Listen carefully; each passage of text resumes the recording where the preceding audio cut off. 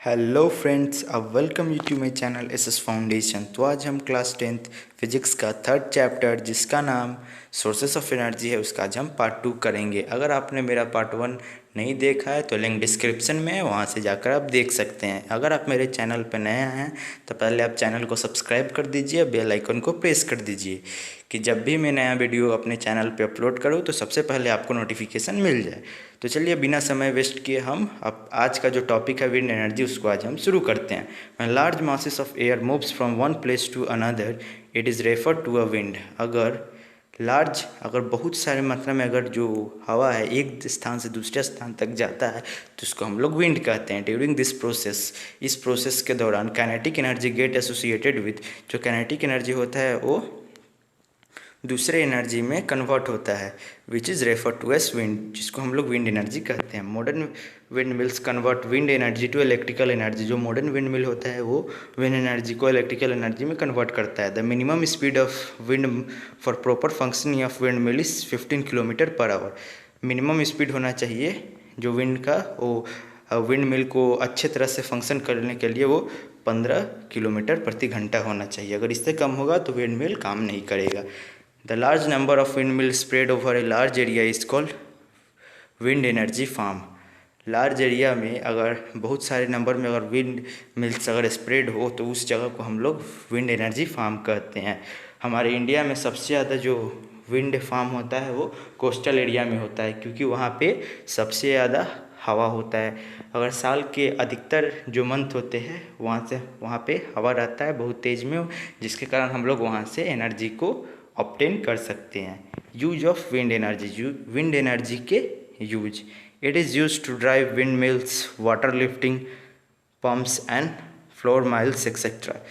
इसका यूज होता है, जो विंड मिल होता है उसको ड्राइव विंड मिल्स के लिए, वाटर लिफ्टिंग के लिए पंप के द्वारा।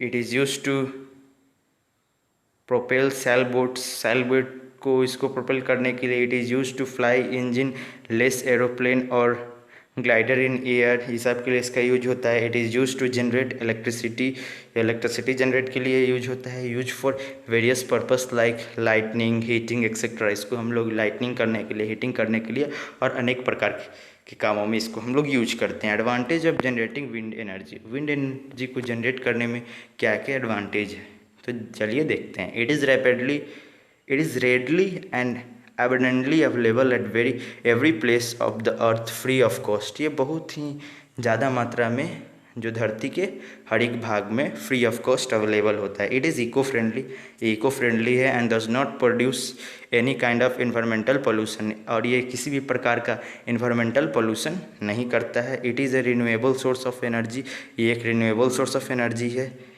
Itself is a renewable and inexhaustible resources, और ये इन एग्जॉस्टेबल रिसोर्स भी है। It is a cheap source of energy, ये बहुत सस्ता सोर्स ऑफ एनर्जी है। As it does not involve any costly investment, क्योंकि इसमें बहुत सारा जो महंगे जो उपकरण होते हैं इसका इस्तेमाल नहीं होता है। तो अगला टॉपिक है solar energy. The energy produce by the sun in the form of heat and light energy is called solar energy. जो एनर्जी प्रोड्यूस होता है सन द्वारा हीट और लाइट एनर्जी के फॉर्म में, इसको हम लोग सोलर एनर्जी कहते हैं। ठीक है, तो अगला टॉपिक है सोलर कुकर। तो ये है सोलर कुकर का ये फिगर, अच्छे से देख लीजिए। तो चलिए हम पढ़ते हैं। अ solar cooker is a device, solar cooker एक डिवाइस होता है विच यूटिलाइज सोलर एनर्जी, जो कि सोलर एनर्जी को यूटिलाइज करता है फॉर कुकिंग फूड, खाना बनाने में। It consist of an insulated wooden box, ये एक wooden box, insulated wooden box इसमें होता है, painted with black from inner side, जिसका अंदर का जो हिस्सा ब्लैक से पेंट होता है। The lid of the box is provided with a plane mirror, जो लीड होता है उसको प्लेन मिरर उसमें होता है। एंड अ ग्लास सीट, और एक ग्लास सीट होता है। The food to be cooked is placed in a metal container and kept in the box, जो खाना उसमें बनाया जाता है उसको मेटल कंटेनर में रखकर बॉक्स में रखा जाता है। The container is covered with the glass sheet, और जो कंटेनर होता है उसको ग्लास शीट से हम लोग कवर कर देते हैं। The box is then kept in direct sun, और उस बॉक्स को हम लोग जहाँ पे सनलाइट एकदम डायरेक्ट पड़ता है वहाँ पे रख देते हैं। And it reflector it adjust in such a way that the strong beam of sunlight falls over it, और इसको ऐसे एडजस्ट करते हैं कि ज़्यादा मात्रा में जो सन रेस है उस पर आके पड़ी। वर्किंग, चलिए इसका हम लोग वर्किंग देखते हैं। When the solar cooker is kept in direct sunlight, जब सोलर कुकर को हम लोग डायरेक्ट सनलाइट में रखते हैं, द रिफ्लेक्टर आर, जो रिफ्लेक्टर आर होता है, reflects both visual and infrared रे, वो विजुअल और इंफ्रारेड रे दोनों को रिफ्लेक्ट करता है ऑफ द सनलाइट के on to the top of the box, वो बॉक्स के ऊपरी हिस्से पर, in the form of strong beam of light, एक स्ट्रॉन्ग बीम ऑफ लाइट के फॉर्म में उसको ऊपर की ओर उसको रिफ्लेक्ट करता है। The black surface of the box में जो ब्लैक सरफेस होता है and the vessel observe it, जो ब्लैक सरफेस होता है वो उसको ऑब्जर्व कर लेता है। When the inner black surface become quite hot, जो इनर जो ब्लैक सरफेस होता है वो गर्म हो जाता है। It also start radiating heat energy, वो भी हीट एनर्जी रेडिएट करना शुरू हो जाता है इन द फॉर्म ऑफ इंफ्रारेड रे के फॉर्म में। But the upper glass sheet, लेकिन जो अपर जो ग्लास शीट होता है जिसको हम लोग जी कहते हैं, डज नॉट अलाउ दिस रे टू पास थ्रू इट, ये उस रे को पास नहीं करने देता है।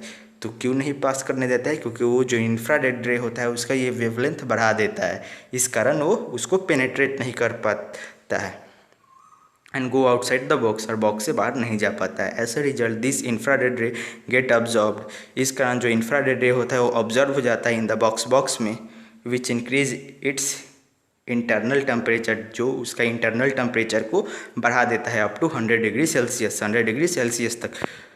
With high temperature cooks the food material kept in the metallic container inside the box, जिसके कारण हम लोग खाना आराम से बना सकते हैं। इसमें लिमिटेशन ऑफ सोलर कुकर के limitation, it can not be use during night, ये रात में इस्तेमाल नहीं हो सकता है।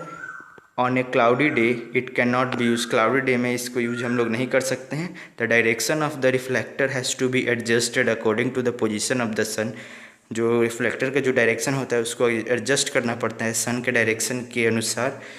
It can not be use for making chapati, इसको हम लोग चपाती बनाने में यूज नहीं कर सकते हैं। It can not be use for frying, इसको हम लोग कोई चीज़ को फ्राइंग करने में यूज नहीं कर सकते हैं। अगला टॉपिक है सोलर सेल। चलिए सोलर सेल को हम लोग पढ़ते हैं। Solar cell is a device, solar cell एक डिवाइस होता है which convert light energy directly into electricity, जो लाइट एनर्जी को डायरेक्टली उसको इलेक्ट्रिसिटी में कन्वर्ट करता है। It is made up of semiconductor like silicon and germanium, semiconductor जैसे सिलिकॉन और जर्मेनियम से बना हुआ होता है। A solar cell produce A potential difference of about 0.2 to 1 volt, ये पोटेंशियल डिफरेंस क्रिएट करता है 0.5 वोल्ट से 1 वोल्ट के बीच में, and generate about 0.7 watt of energy, और ये 0.7 वाट एनर्जी प्रोड्यूस करता है इलेक्ट्रिसिटी के फॉर्म में।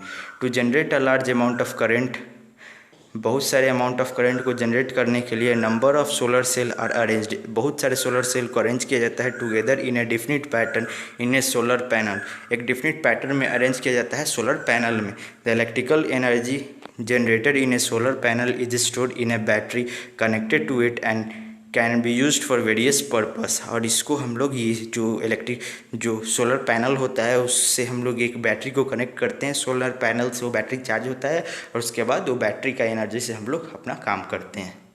यूज ऑफ सोलर सेल का use, solar cell are used for production of electricity for lightning house street etcetera, solar cell को हम लोग इलेक्ट्रिसिटी प्रोड्यूस करने में यूज करते हैं जिससे हम लोग लाइटनिंग करते हैं घरों में और सड़कों पे। Solar cell are use traffic signal calculators toy etcetera, solar cell को हम लोग ट्रैफिक सिग्नल्स के लिए यूज करते हैं, कैलकुलेटर्स के लिए, टॉयज़ के लिए और बहुत सारे चीज़ के लिए यूज करते हैं। Artificial satellites and space probes like Mars orbit use solar cells as the main sources of energy, जो सैटेलाइट होता है वो भी बहुत सारे यही जो एनर्जी का यूज करता है, जैसे कि Mars orbiter use solar energy, जो मार्स ऑर्बिटर होते हैं वो भी सोलर एनर्जी का यूज करता है। एडवांटेज ऑफ सोलर एनर्जी का advantage, they have no moving part, इसमें कोई मूविंग पार्ट नहीं होता है, हेंस रिक्वायर लिटिल मेंटेनेंस, जिसके कारण इसमें बहुत कम खर्च लगता है इसके मेंटेनेंस में। Can work without the use of focusing device, इसमें कोई भी फोकसिंग डिवाइस यूज नहीं करना पड़ता है। They can be set up in remote villages where the power transmission line cannot be reach, यहाँ ये वैसे भी गांव में यूज हो सकते हैं जहाँ पे बिजली नहीं है, जैसे रिमोट एरियाज से सब में इसको हम लोग यूज कर सकते हैं। लिमिटेशन ऑफ सोलर सेल का जो लिमिटेशन क्या है, special grade silicons for making solar cell is limited. जो स्पेशल ग्रेड जो सिलिकॉन है वो बहुत ही लिमिटेड हमारे पास है, जिससे सोलर सेल हम लोग बनाते हैं। Manufacturing of special grade silicone is expensive. ये जो सिलिकॉन जो स्पेशल ग्रेड होता है उसको बनाने में बहुत खर्च होता है। Silver is use to connect the solar cells in solar panel.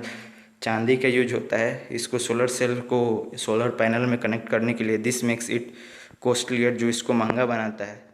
Energy from ocean, ocean से energy. The ocean acquire almost 71% of the surface of the अर्थ। जो ओशन है वो 71% जितना अर्थ है उसको एरिया को ऑक्यूपाई किया हुआ है। And the enormous amount of water present in them, और उसमें बहुत बहुत इनर्मस वाटर उसमें है, ठीक है। Not only act as a big collector, ये बिग कलेक्टर के जैसा एक्ट नहीं करता है अब सोलर हीट एनर्जी की, but also store a large amount of it due to this high scientific heat. ये बहुत सारा जो होता है वो साइंटिफिक हीट के कारण ये स्टोर करता है। Thus ocean water can be used as the renewable source of energy. इस कारण ओशन एनर्जी वो रिन्यूएबल सोर्स ऑफ एनर्जी कि जैसे हम लोग इसको यूज कर सकते हैं। The main form of ocean energy are described as under. जो मेन फॉर्म ऑफ जो ओशन एनर्जी उसको हम लोग ऐसे डिस्क्राइब करते हैं। पहला है ओशन थर्मल एनर्जी, चलिए इसको पढ़ते हैं। The energy available due to the temperature difference between the deeper level of the surface of an ocean is called as the ocean thermal energy. The energy available due to the temperature, जो energy temperature के कारण हो, difference between the deeper level, जो कि नीचे जो गहराई के जो लेवल होता है उसके डिफरेंस से होता है, अब द ओशन, ओशन की is called ocean thermal energy, जिसको हम लोग ओशन थर्मल एनर्जी कहते हैं। दूसरा है ओशन टाइडल एनर्जी। तो चलिए इसको देखते हैं। The rise of ocean water due to the attraction of moon, मतलब मून के अट्रैक्शन के कारण जब ओशन एनर्जी जब उठता है, is refer to as the high tide, जिसको हम लोग हाई टाइड कहते हैं। And its fall as low tide, और इसको जब ये गिरता है तो इसको हम लोग लो टाइड करते हैं। The enormous movement of water due to high and low tide provide a large amount of energy. जब हाई टाइड लो टाइड होता है तो इससे बहुत सारा एनर्जी प्रोड्यूस होता है, known as ocean tidal energy, जिसको हम लोग ओशन टाइडल एनर्जी कहते हैं। This tidal energy can be utilize by constructing a tidal bridge और डैम, जिसको हम लोग एक डैम बनाकर इसका एनर्जी को हम लोग यूटिलाइज कर सकते हैं। Sea wave energy, sea wave energy अगला टॉपिक है, थर्ड टॉपिक। तो चलिए इसको हम लोग पढ़ते हैं। The energy obtain from the high speed sea waves is refer to as the sea wave energy. वो एनर्जी जो सी के जो वेव होता है उसके जो हाई स्पीड से जो हम लोग यूज करते हैं इसको हम लोग सी वेव एनर्जी कहते हैं। In fact this high speed sea waves have a lot of kinetic energy. ये जो हाई सी स्पीड जो वेव होते हैं उसमें बहुत सारे काइनेटिक एनर्जी होते हैं एसोसिएटेड विद देम, उनसे जुड़े, which can be use to drive dynamos, जो कि डायनामो जो होता है जनरेटर का, उसको चलाने में काम करता है। Which convert the kinetic energy into electrical energy, जो कि काइनेटिक एनर्जी को इलेक्ट्रिकल एनर्जी में कन्वर्ट करता है। तो ocean thermal energy, ocean thermal energy क्या होता है इसको हम लोग जल्दी डिटेल में पढ़ते हैं। The water at the surface of the sea और the ocean is heated by the sun. जो सरफेस वाटर होते हैं सी और ओशन के, उस सन के हीट द्वारा वो बहुत गर्म हो जाता है। While the water in the deeper section is relatively cold, जो कि जो अंदर का जो पानी होता है वो ऊपर के पानी से ठंडा होता है। The temperature difference between the water at the surface and the water the depth to 2 kilometre is 20 kelvin और 20 डिग्री सेल्सियस और मोर, जो कि ऊपर जो टॉप सरफेस पे जो वाटर होता है 2 किलोमीटर तक का, उसका जो टेम्परेचर होता है वो 20 डिग्री सेल्सियस होता है और इससे भी ज़्यादा भी। The warm surface water is use to boil a volatile liquid like ammonia. जो बॉइल्ड वाटर होता है इसको हम लोग एमोनिया को इसको हम लोग लिक्विड फॉर्म में लाने में काम करते हैं। The vapour of the liquid are then use to run the turbine of the generator, और इसके बाद जो वेपर होता है जो अमोनिया का, उसको हम लोग टर्बाइन रोटेटर जनरेटर को चलाने में इसका यूज करते हैं। The cold water from the deeper of the ocean is pumped up. जो कोल्ड वाटर होता है समुद्र के नीचे से उसको हम लोग ऊपर लाते हैं and condenses the vapour against to liquid, और उस वेपर को हम लोग लिक्विड में कंडेंसेस करते हैं। तो limitation of energy from ocean, ocean energy के लिमिटेशन देखते हैं। The tidal energy from which very few suitable sites are available for constructing of dam and the power generation is intermediate and not very large।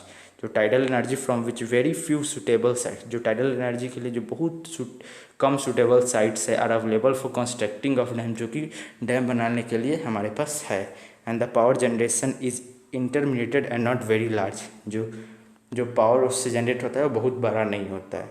Wave energy where, जो wave energy होता है where power output is variable and the presently available technology are very expensive. जो wave energy होता है उसको हम लोग को अगर निकालना होता है एनर्जी, अगर इलेक्ट्रिसिटी के फॉर्म में उसको अगर कन्वर्ट करना होगा तो हम लोग के लिए उसके लिए उतना टेक्नोलॉजी नहीं है, क्योंकि उसमें बहुत ज़्यादा खर्च होता है। Ocean thermal energy where the conversion efficiency is low 3% to 4% and a lot of capital investment is required. जो कि ओशन थर्मल जो एनर्जी है उसमें जो कैपिटल जो पैसा इन्वेस्ट होता है वो ज़्यादा होता है, लेकिन उसका इफिशियंसी बहुत ही कम है, जो कि 3 से 4% है। तो अगला टॉपिक है जियोथर्मल एनर्जी। तो चलिए इसको पढ़ते हैं। जियोथर्मल एनर्जी होता क्या है? The molten rocks form in the deeper hot reason, जो मोल्टेन रॉक होता है जो डीपर जो हॉट रीजन में होता है ऑफ द अर्थ क्रस्ट के are pushed upward and trapped in certain region called the hot spot, उसको ऊपर की पुश करते हैं और एक रीजन होता है जिसको हॉट स्पॉट कहते हैं। When the underground water comes in contact with, जो अंडरग्राउंड वाटर होता है जो इसके कॉन्टैक्ट में आता है विद द हॉट स्पॉट के स्टीम इज जनरेटेड, वो स्टीम में कन्वर्ट हो जाता है। Sometimes hot water forms that region find outlet at the surface, वो जो हॉट वाटर जो फाउंड होता है वो आउटलेट के फॉर्म में हो जाता है। Such outlet are known as hot spring, उस आउटलेट को हम लोग हॉट स्प्रिंग्स कहते हैं। The steam trapped in rocks is rotate through a pipe to a turbine and use to generate electricity, जो स्टीम होता है वो पाइप के द्वारा एक टर्बाइन तक उसको कनेक्ट करते हैं जिससे हम लोग इलेक्ट्रिसिटी जनरेट करते हैं। तो अगला टॉपिक है न्यूक्लियर एनर्जी। चलिए इसको पढ़ते हैं। Reaction in which the nucleus of an atom undergoes a charge to form the new atom, वैसा रिएक्शन जिसमें जो न्यूक्लियस जो दूसरे एटम का जो अंडरगोज चार्ज होता है मतलब टूटता है नए एटम्स बनने के लिए, release an enormous amount of energy, और बहुत सारे एनर्जी को रिलीज करता है, is called the nuclear reaction and the energy release is called the nuclear energy. उसको हम लोग न्यूक्लियर रिएक्शन कहते हैं और जो एनर्जी उससे रिलीज होता है इसको हम लोग न्यूक्लियर एनर्जी कहते हैं। There are two distant way of obtaining nuclear energy, हमारे पास दो तरीके हैं न्यूक्लियर एनर्जी निकालने के लिए। पहला है न्यूक्लियर फिजन और दूसरा है न्यूक्लियर फ्यूजन। पहला है न्यूक्लियर फिजन और दूसरा है न्यूक्लियर फ्यूजन। तो न्यूक्लियर फिजन चलिए पढ़ते हैं। When A heavy nucleus is bombarded with the slow speed thermal neutrons, जब हेवी जो न्यूक्लियस होता है वो बम्बार्डेड होता है स्पीड थर्मल न्यूक्लियस द्वारा, it split into two small nucleus, वो दो स्मॉल न्यूक्लियस में कन्वर्ट हो जाता है, मतलब टूट जाता है। Liberating an enormous amount of energy, जिससे बहुत मात्रा में एनर्जी प्रोड्यूस होता है। When the uranium atom is bombard, जब यूरेनियम एटम उसमें बम्बार्ड होता है विथ लो एनर्जी न्यूट्रॉन द्वारा, it break up into two lighter nucleus, जो दो लाइटर न्यूक्लियस में वो टूट जाता है with the release of a large amount of energy, large energy produce होकर। न्यूक्लियर फिजन में the total mass of all the fission produce is less than the total mass of the reactant. जो nuclear fission में होता है जो total mass of fission produce होता है, जो total mass of fission is less, वो कम होता है total mass of reactant. This difference in mass get converted into energy, ये मास जो होता है वो एनर्जी में कन्वर्ट हो जाता है, which is release in any nuclear fission reaction, जो कि हर एक न्यूक्लियर फिजन रिएक्शन में आता है। The energy E obtain due to the loss of matter, जो एनर्जी जो ये होता है वो ऑप्टेन होता है लॉस ऑफ मैटर के लॉस होने पर, ऑफ मास एम, जिसका मास एम होता है, is given by the famous Einstein equation, जो कि एक फेमस जो आइंस्टाइन इक्वेशन है उससे इसको मिलता है, जैसे E is equal to M C square, जो कि E is equal to M C square जो आइंस्टाइन इक्वेशन है उससे हम लोग इसको प्राप्त करते हैं। Where C is the speed of light in vacuum, जो C जो स्पीड ऑफ लाइट है वो वैक्यूम में। इन ए न्यूक्लियर रिएक्टर में the energy release during fusion is use to produce steam, जो न्यूक्लियर फिजन में जो एनर्जी जो रिलीज होता है उसको हम लोग स्टीम प्रोड्यूस करने में यूज करते हैं। Which run the turbine to generate electricity, जो कि टर्बाइन रोटेटर को हम लोग चलाने में यूज करते हैं, जो कि जिससे इलेक्ट्रिसिटी जनरेट होता है। तो advantage of nuclear fission energy, nuclear fission energy की advantage, it produce a large amount of useful energy, ये large amount of useful energy produce करता है from a very small amount of nuclear fuel, बहुत छोटे amount of nuclear fuel से। Once the nuclear fuel is loaded into the reactor, जब एक nuclear fuel इसमें load हो जाता है रिएक्टर में, the nuclear power plant can go on producing electricity, the nuclear power plant होता है वो इलेक्ट्रिसिटी प्रोड्यूस करना शुरू कर देता है for 2 or 3 year at a stretch, 2-3 साल तक प्रोड्यूस करना शुरू कर जाता है एक बार जब लोड हो जाता है। तो there is no need for putting in nuclear fuel again and again, उसमें अगेन एंड अगेन बार बार न्यूक्लियर फ्यूल डालने की कोई ज़रूरत नहीं होता है, एक बार डाल दीजिए और 2-3 साल तक वो इलेक्ट्रिसिटी प्रोड्यूस करेगा। It does not produce gases like carbon dioxide, ये कोई भी गैस प्रोड्यूस नहीं करता है जैसे carbon dioxide which contribute to green house effect, जो कि ग्रीन हाउस इफेक्ट के लिए कॉज करता है, और sulphur dioxide which causes acid rain, जो सल्फर डाइऑक्साइड जो जिससे एसिड रेन होता है, ये सब इससे नहीं होता है। Disadvantage of nuclear fission energy, nuclear fission energy का जो डिसएडवांटेज है वो देखते हैं। The major hazards of the nuclear power generation is the storage and disposal of speed और use fuel, the uranium still decaying into harmful sub atomic particles. जो major hazards जो nuclear power plant का होता है कि जो उसका जो वेस्ट चीज़ होता है उसको डिस्पोज करने, क्योंकि जो उसका जो वेस्ट चीज़ होता है जिसके यूरेनियम का वो भी बहुत हार्मफुल होता है। Improper nuclear waste storage and disposal result in environmental contamination, अगर हम लोग अच्छे तरह से उसको हम लोग डिस्पोज नहीं करें तो इससे इन्वायरमेंटल कंटामिनेटेड मतलब प्राकृतिक में पर्यावरण में प्रदूषण होना शुरू हो जाएगा। There is a risk of accidental leakage of nuclear radiation, अगर इससे रिस्क होता है एक्सीडेंटल लीकेज मतलब कोई घटनावश लीकेज हो जाए रेडिएशन का तो उससे बहुत हार्मफुल प्रभाव हम लोग पे पड़ेगा। The high cost of installation of nuclear power plant, जो न्यूक्लियर पावर प्लांट होता है उसको इंस्टॉल करने में बहुत ज़्यादा पैसे लगते हैं। न्यूक्लियर फ्यूजन रिएक्शन, अगला टॉपिक है न्यूक्लियर फ्यूजन रिएक्शन, तो चलिए इसको पढ़ते हैं। Nuclear reaction in which 2 or more lighter nucleus combine to form a single nucleus with release of large amount of energy is called nuclear fusion reaction.